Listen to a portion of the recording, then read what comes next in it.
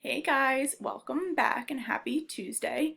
I promise today's video is going to be much shorter than the one I posted yesterday. No 17-minute video today. I know that was kind of crazy.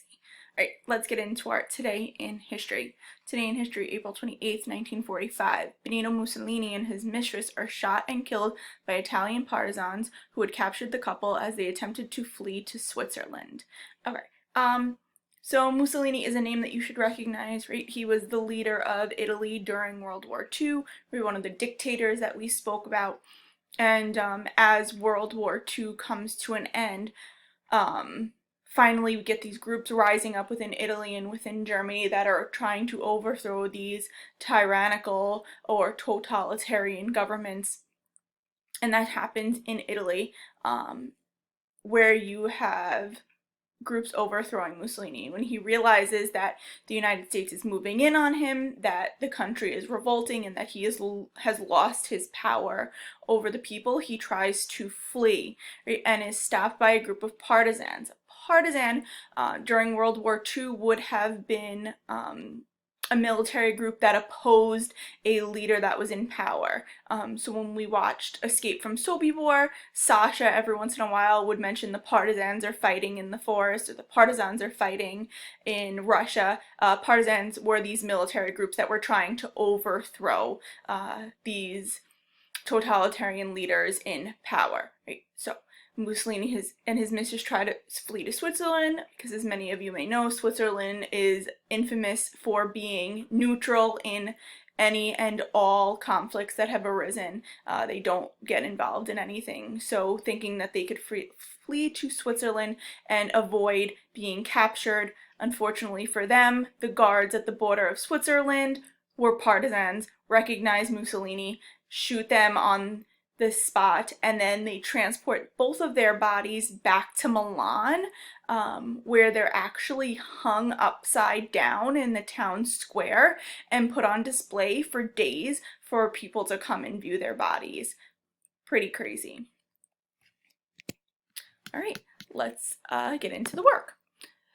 So, yesterday you guys had this lesson about the end of the civil rights movement, where you took a look at 4 important pieces of legislation that were passed at the end of the civil rights movement to really cement the work that was done during this time period and ensure legal rights for African Americans beyond what the 13th, 14th, and 15th Amendments had granted them.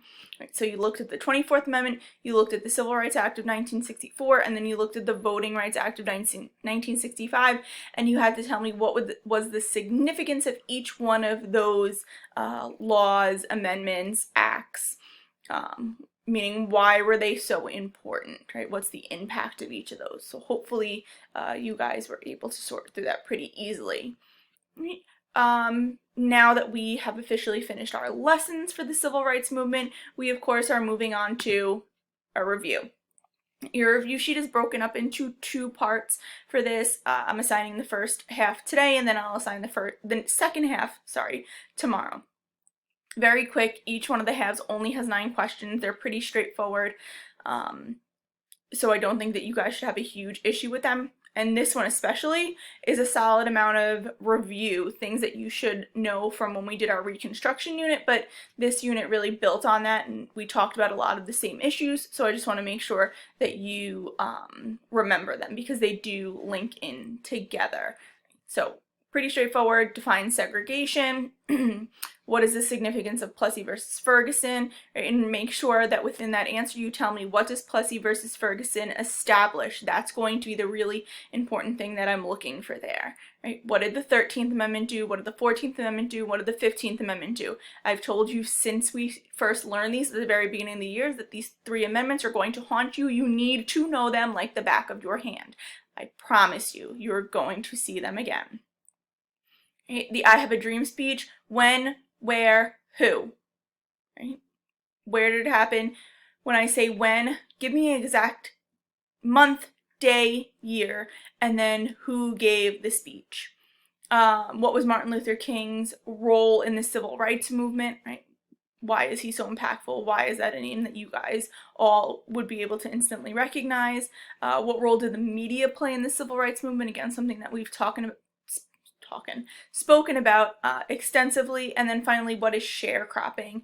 Hopefully you remember from Reconstruction. We mentioned it very briefly in one of our lessons for the civil rights movement, but it's going to be important because it all ties into that African Americans hadn't really been given equal rights. Okay, so that is everything, pretty straightforward. If you have any questions, of course, reach out to me, and then we do have office hours today from 1 to 2, and I will be sending out a link for that. Right? So I hope you guys have an amazing day. I heard hopefully it's supposed to be sunny today, keeping our fingers crossed, right? But as always, stay safe and make good choices. Bye, guys.